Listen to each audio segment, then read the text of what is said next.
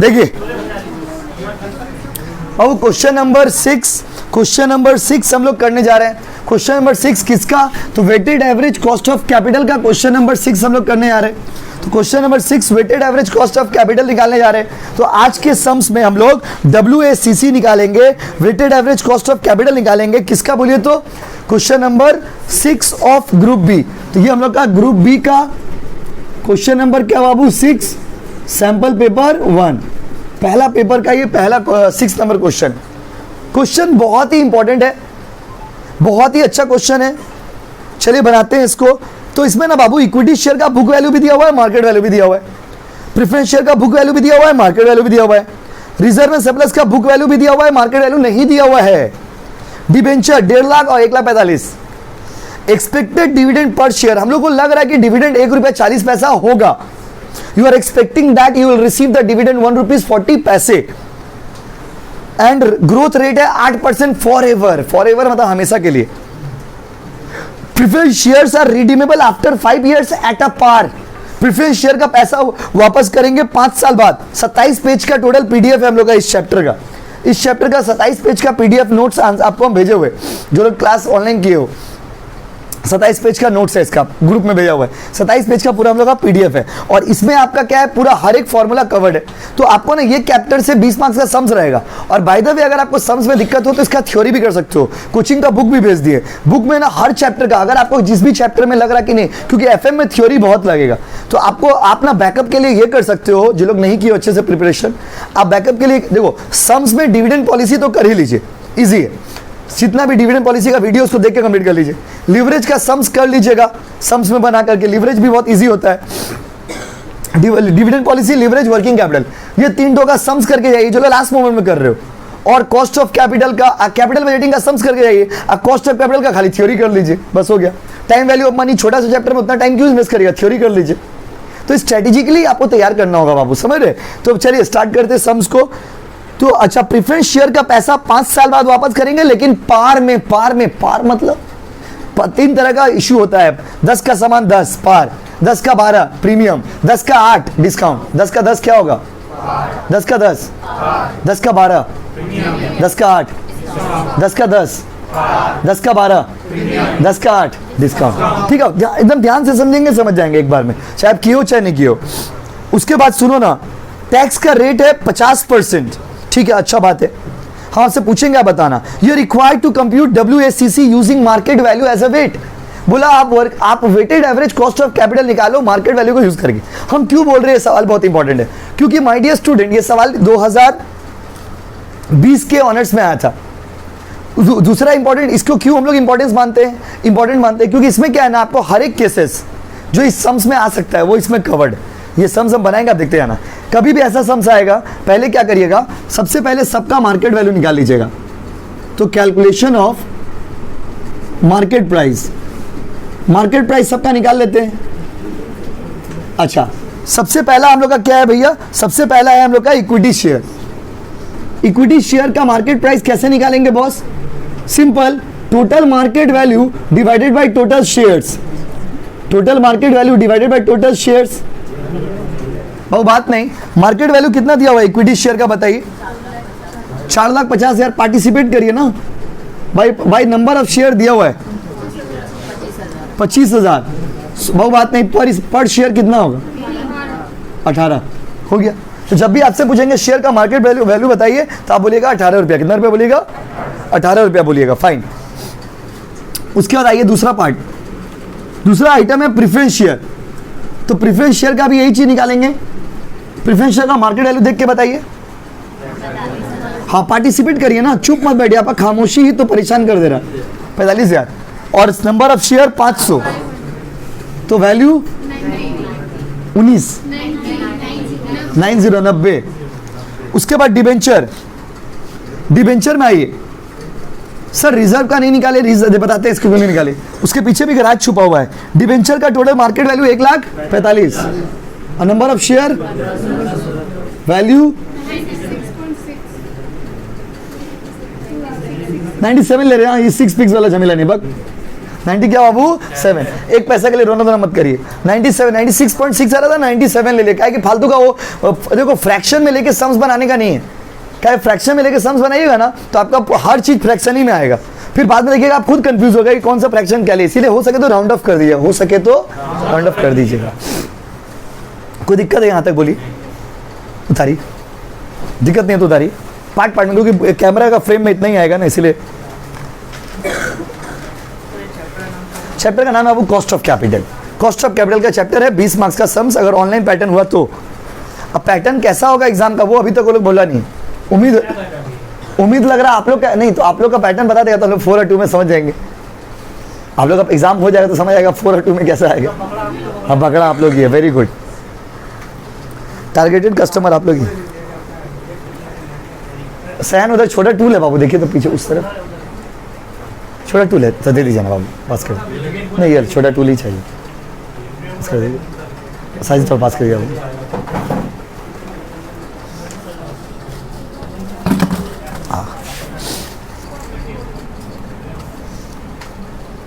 Stand ठीक है, मानता मैंने जी।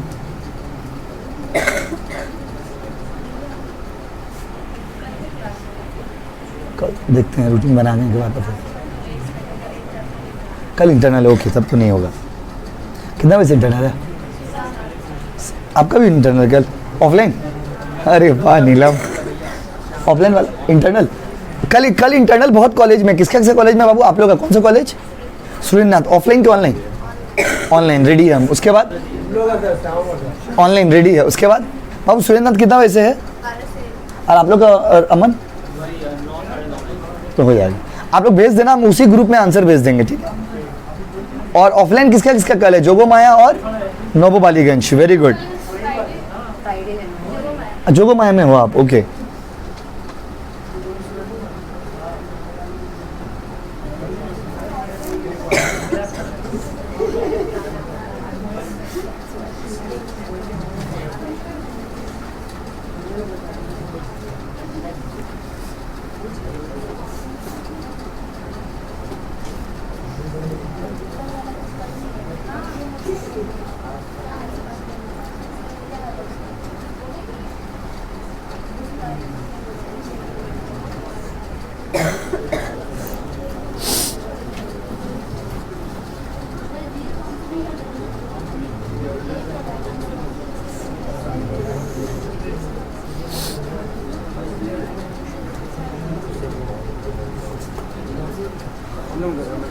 नहीं इस सारा डेटा इसमें मैंने स्क्रीन टूट गया था ना, फिर बनाया दोबारा। पोको है?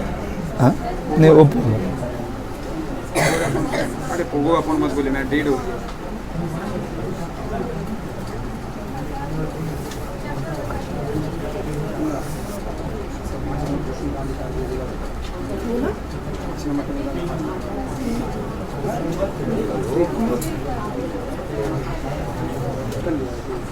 दस लाख का 16% निकालेंगे ना आनंद, तो 10 लाख का 16% जो आएगा वो आपका प्रॉफिट हो जाएगा, मतलब अर्निंग हो जाएगा, समझे। और उसमें जितना आएगा उसमें से 80% आपका डिविडेंड हो जाएगा। आई थिंक हो गया होगा।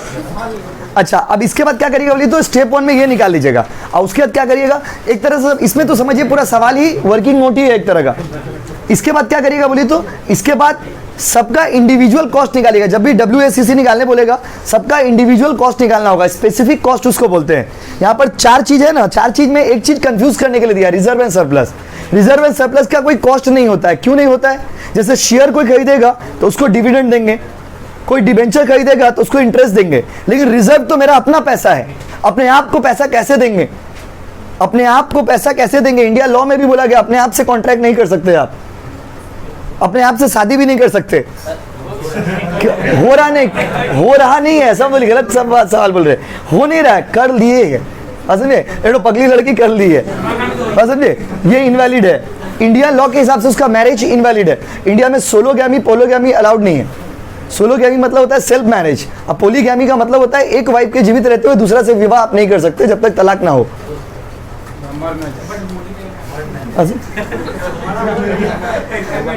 अच्छा अब क्या देखो अभी 3 चीज निकालना हम लोगों, सुनिए। तो यहां पर क्या हो गया सुनो, एक तो ये हो गया, शेयर का सबका ही ना, ये सबका पी निकल गया, पी मतलब प्राइस, सबका पी, अगर किसी का पी मांगेंगे ना प्राइस, इसका वैल्यू, तो वैल्यू कितना था, इक्विटी शेयर का प्राइस 18, मतलब इक्विटी शेयर को मार्केट में बेचेंगे ना तुमको 18 रुपया मिलेगा, प्रेफरेंस शेयर को बेच रहे तो 90 रुपया, और डिवेंचर को बेच रहे तो 97। अब क्या करना होगा बोले तो ये तीनों का आपको कॉस्ट निकालना होगा। तो सर रिजर्व का क्या करेंगे, रिजर्व सिर्फ और सिर्फ कंफ्यूज करने के लिए दिया, यूनिवर्सिटी ऑफ कैलकाटा ऐसे ही है आपको कंफ्यूज करेगा, एक दो लाइन ऐसा दे देगा जिसका कोई यूज नहीं, जबरदस्ती दे देगा, तो आपको एग्जाम में थोड़ा दिमाग लगा के करना है और ठंडा दिमाग से देखिए। रोज एवरी डे तो एक ही डिस्कशन कर रहे, dividend policy, leverage, cost of capital, capital budgeting हो गया और टाइम वैल्यू ऑफ मनी, इतना ही तो चैप्टर हम लोग का। अगर हर चैप्टर से 2-3 सम्स भी अगर आप अच्छे से समझ के जाते हो तो आप पेपर अटेम्प्ट करके आएंगे, और पेपर अगर सही से अटेम्प्ट करके आएंगे तो दुनिया का कोई ताकत आपको फेल नहीं कर सकता, ये आप हमेशा याद रखिएगा। अब बात समझिए, अटेम्प्ट करके आएंगे न, जैसे एक सम्स है, हम पूरा नहीं, लास्ट तक नहीं पहुंच पाए, अगर उसका 80% भी अगर हम सही कर देते, 80% भी, उसका मार्क्स तुमको मिलेगा। तो इतना पैनिक होने का कुछ नहीं, जैसे अभी एग्जाम नहीं दिए इसलिए कल जब एग्जाम दे दोगे धीरे धीरे आपका पैनिक जो है वो खत्म होने लगेगा। इंटरनल जो का ऑफलाइन हो रहा है, एक एडवांटेज है, क्या एडवांटेज है, आप एग्जाम दे रहे हैं ना तो आपका जो डर है वो धीरे धीरे खत्म होते जाएगा। आइए तो देखते हैं किसको याद है फॉर्मूला, तीनों का स्पेसिफिक कॉस्ट, किसी को याद है कॉस्ट ऑफ इक्विटी शेयर निकालने का फॉर्मूला, किसी को याद है तो बताओ, किसी को याद नहीं है बाबू, कॉस्ट ऑफ इक्विटी शेयर, लग रहा है चैप्टर को आप छोड़ के जा रहे हैं एग्जाम में। कॉस्ट ऑफ इक्विटी शेयर का फॉर्मूला, कोई बच्चा बोला था D1 कुछ बोल रहा था, बोलो। Yes, D1 by P plus क्या बाबू G। सर G क्यों लिखे, ग्रोथ है ना, क्या है, ग्रोथ है ना।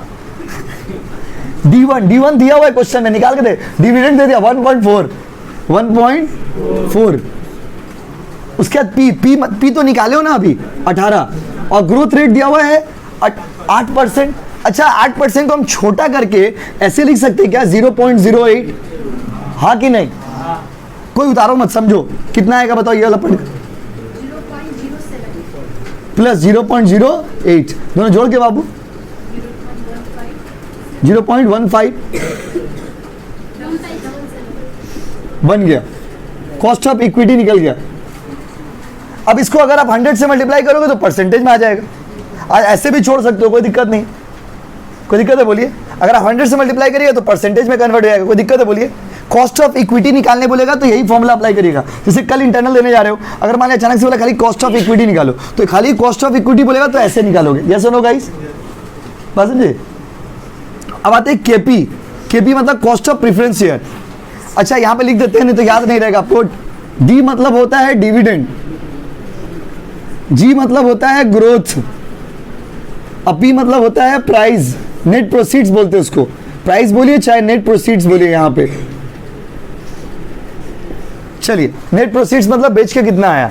केपी का फॉर्मूला किसको याद है, cost of preference share. Cost of preference share का दो पढ़ाई थे आपको, देखना घर में आगे, एक पढ़ाई थे रिडीमेबल, एक पढ़ाई थे इरिडीमेबल। रिडीमेबल का मतलब होता है जिसका पैसा after some time you have to return, उसको बोलते हैं रिडीमेबल। और इरिडीमेबल का मतलब पढ़ाए थे कि जिसका पैसा you don't have to return, उसका कोई स्पेसिफिक टाइम नहीं है, उसको बोलते हैं इरिडीमेबल। इरिडीमेबल होने से अलग फॉर्मूला होगा और रिडीमेबल होने से अलग फॉर्मूला है। सर हम कैसे समझेंगे एग्जाम में कि रिडीमेबल है या इरिडीमेबल है? तो अगर टाइम पीरियड दिया हुआ है कि आपको 5 साल बाद पैसा वापस करना है, या 6 साल बाद वापस करना है, या 7 साल बाद वापस करना है, तो वो रिडीमेबल हो गया। और जिसमें टाइम पीरियड नहीं दिया हुआ है वो क्या हो गया बाबू, इरिडीमेबल। क्या हो गया बोलिए, इरिडीमेबल। तो प्रेफरेंस शेयर यहाँ पे रिडीमेबल है, काहे कि यहाँ पे टाइम पीरियड दिया हुआ है। किसी को याद है फॉर्मूला? बहुत बड़ा चैलेंज है, अगर ये फॉर्मूला बता दिया तो डेयरी मिल्क भी देंगे पक्का। बताइए, बोलिए बोलिए बोलिए, एक मिनट बोलिए। डीपी मतलब डिविडेंड, ठीक है, भूल गए बच्चे। डीपी मतलब डिविडेंड, वाह ओके, नहीं वो हो गया इरिडीमेबल का।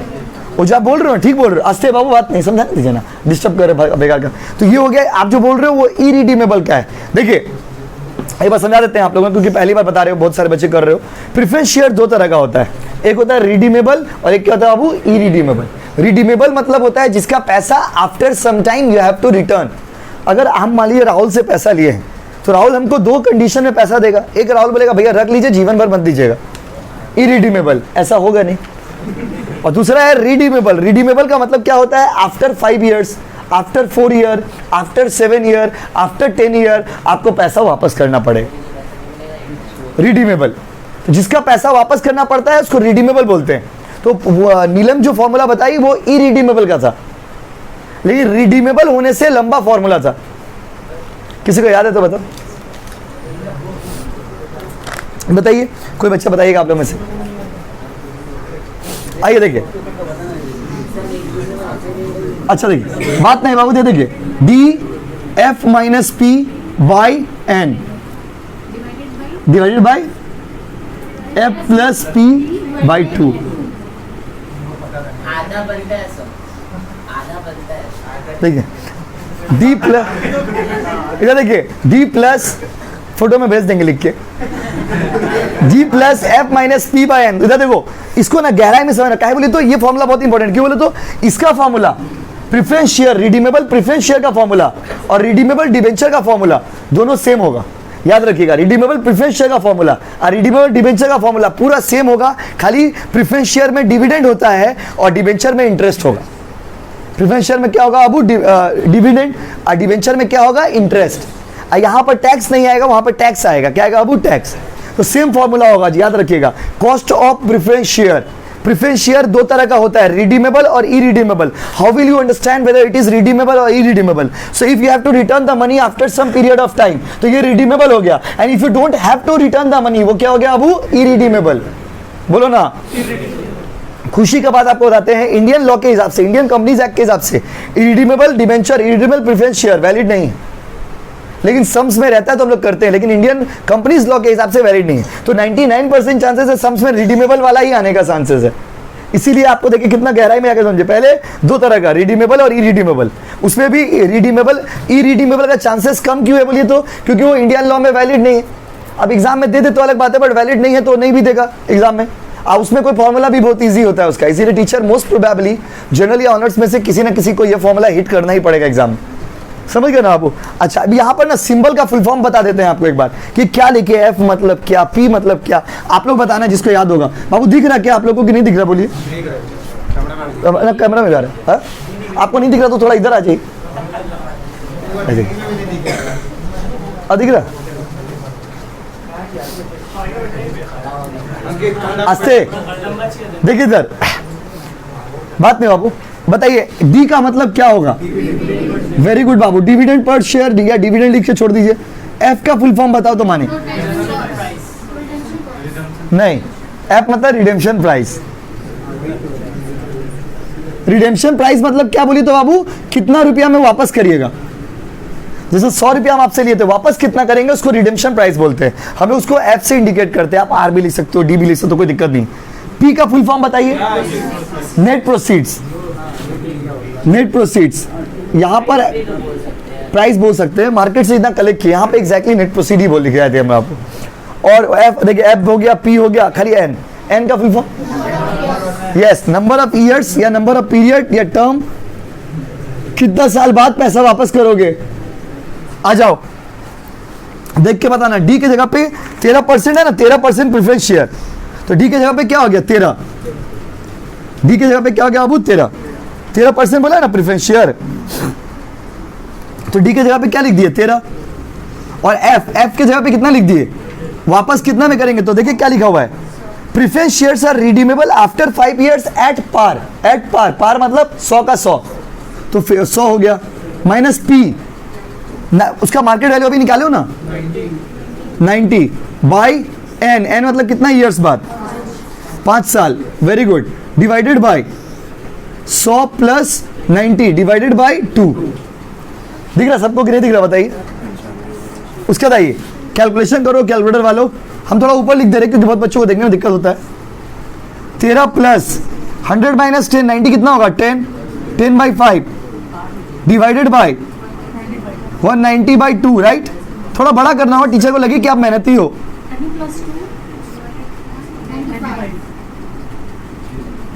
15 बाई 95 बाबू कितना आएगा बताओ? 0.157। कॉपी करिए।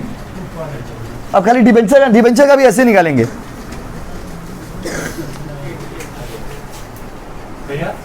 अब कॉस्ट ऑफ डिवेंचर भी जब आप निकालेंगे उसका भी सेम फॉर्मूला होगा, I plus F minus P by N, F plus P by 2 into 1 minus T, T मतलब टैक्स। एफ रिडेम्पशन कितना रुपया करेंगे, पार में, पार है ना 100, आज का मार्केट प्राइस कितना निकाले थे? प्रोसीड 97 निकाले थे, आप लोग ही बोले थे। डिवाइडेड बाय 6 ईयर्स के बाद 100 plus 97 divided by 2 into 1 minus T. T मतलब टैक्स। टैक्स 50% है, उसको छोटा वैल्यू में कन्वर्ट कर दीजिएगा तो 0.05 क्योंकि समझे। एक्चुअली हम लोग क्या करते हैं ना, एक यूनिट का निकालते हैं। क्या बोलिए तो टोटल वैल्यू में निकालोगे तो कैलकुलेशन बहुत बड़ा हो जाएगा, तो आप एक यूनिट में निकालते हैं। एक डिबेंचर का इंटरेस्ट होगा 14, एक डिबेंचर का रिडेम्पशन प्राइस होगा 100, एक डिबेंचर को बेच के कमाएंगे 97।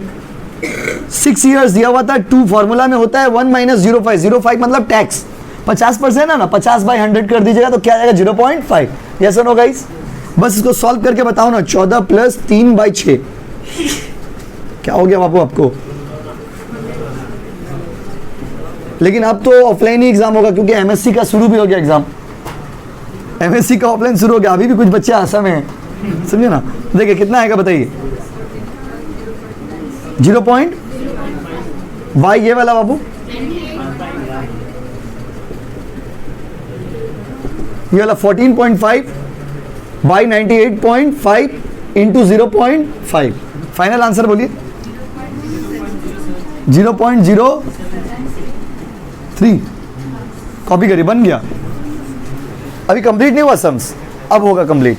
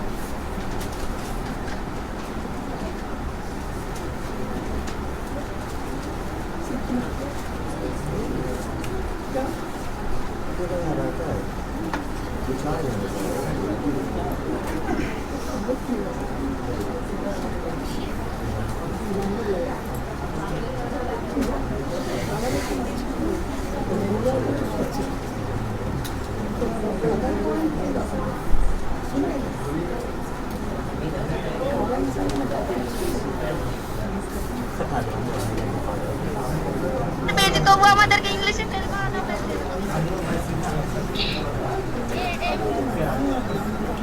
এইটা কি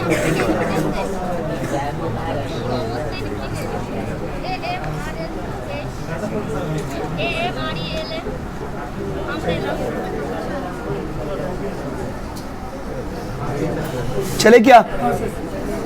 देखिए तो इसका ना स्टेप वाइज ध्यान दीजिएगा। स्टेप 1 आपने क्या किया तो सुनो, स्टेप 1 आपने क्या किया तो स्टेप 1 आपने पहले इसका कॉस्ट ऑफ मार्केट वैल्यू निकाला। स्टेप 2 आपने क्या किया, सबका स्पेसिफिक कॉस्ट निकाला। स्टेप 3 में हम लोग क्या करेंगे, पूरा weighted average cost of capital का चार्ट बनाएंगे, सम्स कंप्लीट हो जाएगा। देखिए तो देखिए ये हो गया क्या,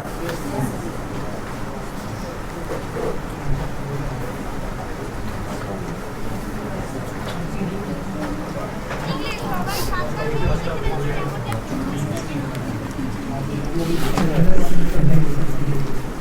देखिए जब भी WACC निकालिए बाबू, देखिए ना, एक चार्ट बनाना पड़ेगा। यहां पे लिखेंगे calculation of WACC, weighted average cost of capital. इसमें क्या होगा, इसमें सबसे पहले लिखिएगा आइटम्स। क्या लिखिएगा? आइटम्स लिख सकते हैं, कैपिटल लिख सकते हैं। पहला आइटम का नाम क्या है? Equity share. उसका मार्केट वैल्यू बोला, मार्केट वैल्यू को लेके बनाना है। अच्छा, अगर मार्केट वैल्यू को बोलता तो ऐसे करते, अब बुक वैल्यू को बोलता तो बुक वैल्यू लेके भी ऐसे ही करते। अगर मार्केट वैल्यू को लेके निकालने पड़ेगा तो भी ऐसे करना, अब बुक वैल्यू को लेके निकालने पड़ेगा तो भी ऐसे ही करना। मार्केट वैल्यू कितना दिया हुआ इक्विटी शेयर का?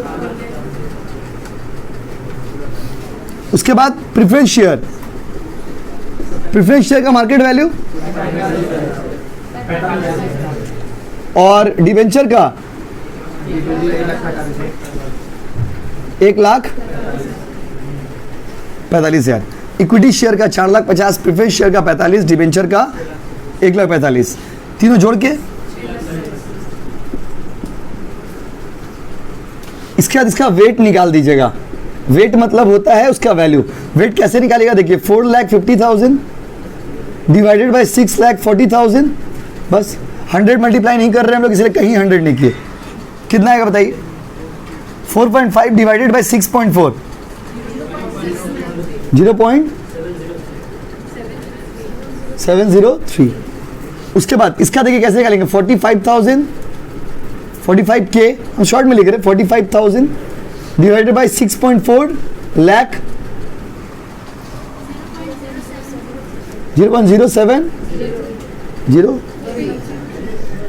उसके बाद 1,45,000 डिवाइडेड बाय 6,40,000, 0. ये क्या हो गया? वेट। वेट का मतलब क्या होता है बोलिए तो? जैसे मान लीजिए एग्जांपल दे रहे हैं, मेरे पास टोटल 100 रुपया है, टोटल 100 रुपया है। 100 रुपया में 40 रुपया हमको राहुल दिया है, 30 रुपया हमको शोएब दिए, और 30 रुपया हमको रिजवान दिए, सॉरी आसिफ दिए। 40, 30, 30 कितना हो गया? 100 हो गया, हो गया ना। तो मेरा पास टोटल कितना रुपया है? 100। 100 में मेरा जिंदगी में सबसे ज्यादा महत्व किसका है? इसका है, क्योंकि हमको कितना रुपया दिया है? 40। तो वेट बताता है इंपॉर्टेंस कि टोटल वैल्यू है 6,40,000, उसमें सबसे ज्यादा वैल्यू किसका है? Equity share. तो इक्विटी शेयर का 0.703। उसके 45,000 बहुत कम वैल्यू है, तो इसका वेट कितना होगा? 0.703। टोटल कितना है? 6,40,000। वेट कैसे निकालिएगा समझे? ये तीनों। अगर बोलता बुक वैल्यू तो हम लोग क्या करते बोलिए तो? क्वेश्चन निकाले राहुल एक बार। अगर बुक वैल्यू बोलता तो हम लोग क्या करते? 2,50,000, 50,000 और 1.5 लाख लिखते ना। 2,50,000, 50,000 और 1.5 लाख लिखते ना बाबू, और तीनों को जोड़ देते, जितना आता फिर उसमें भी ऐसे निकालते। तो बुक वैल्यू बोलता तो बुक वैल्यू लिखते, मार्केट वैल्यू बोलेगा तो मार्केट वैल्यू लिखेगा। यस और नो? सर इसके अलावा कोई वैल्यू नहीं होता है, या तो बुक वैल्यू बोलेगा या तो मार्केट वैल्यू बोलेगा। WACC निकालने के लिए जब एग्जाम में देगा ना बाबू, तो या तो बुक वैल्यू देगा या तो कौन सा वैल्यू देगा? मार्केट। जब भी निकालना WACC ऐसे ही निकालना है। यस और नो? दोनों एक सम्स में नहीं देगा, क्योंकि दोनों एक सम से देने से बहुत बड़ा सम्स हो जाएगा, इसीलिए या तो बुक वैल्यू देगा या तो मार्केट वैल्यू। तो इसको ये ना ध्यान, ये सम्स को बढ़िया से करके आना, इसी टाइप के सम्स रहेंगे। क्यों? पहले इक्विटी शेयर निकाल लेना, फिर प्रेफरेंस शेयर निकाल लेना, फिर डिबेंचर, 3 कैटेगरी होता है। कभी कभी टर्म लोन भी रहेगा। उसके बाद क्या करना? उसका मार्केट वैल्यू लिख दिए 4,45,000, 1,45,000, तीनों जोड़ दिए 6 लाख कितना बाबू? 40। उसका वेट निकाल दिए। पहला का वेट हुआ 0.703, दूसरा का हुआ 0.0703, तीसरा का 0.226। उसके बाद लिखना चौथा कॉलम में स्पेसिफिक कॉस्ट। स्पेसिफिक क्या लिखोगे मित्रों? कॉस्ट। तो वेट को लिख दीजिए ए, नहीं दिख रहा बाबू? वेट को लिख दीजिए ए, स्पेसिफिक कॉस्ट को बी, और ये जो आंसर आएगा ना WACC वो जाएगा A इंटू बी। ये A B क्यों लिख रहे हैं? आपका समझने के लिए। आप एग्जाम में मत लिखना, जरूरी नहीं है। टीचर को पता है कि वेट को स्पेसिफिक कॉस्ट में मल्टीप्लाई करेंगे तो आंसर आएगा WACC। आपको समझने के लिए वेट कितना है? A, स्पेसिफिक कॉस्ट को क्या मान लिए? B। तो WACC कैसे निकालेगा? A इंटू, तो स्पेसिफिक कॉस्ट अभी निकाले हो सबका, बताओ कितना कितना आया था? 0.1577। दूसरा का 7, तीसरा का 0.0। अब देखिए बस आंसर बताइए ना, दिस इंटू दिस। हाँ, एक एक आदमी बोलिएगा 0. आप देख रहे हो ना, कैलकुलेशन थोड़ा भी गलती होगा गलत हो जाएगा, क्योंकि पूरा कैलकुलेशन का खेला है। दूसरा का 0.010। तीसरा का 0.016। तीनों को जोड़ दीजिएगा तो आंसर आ जाएगा। जोड़िए, कितना आएगा?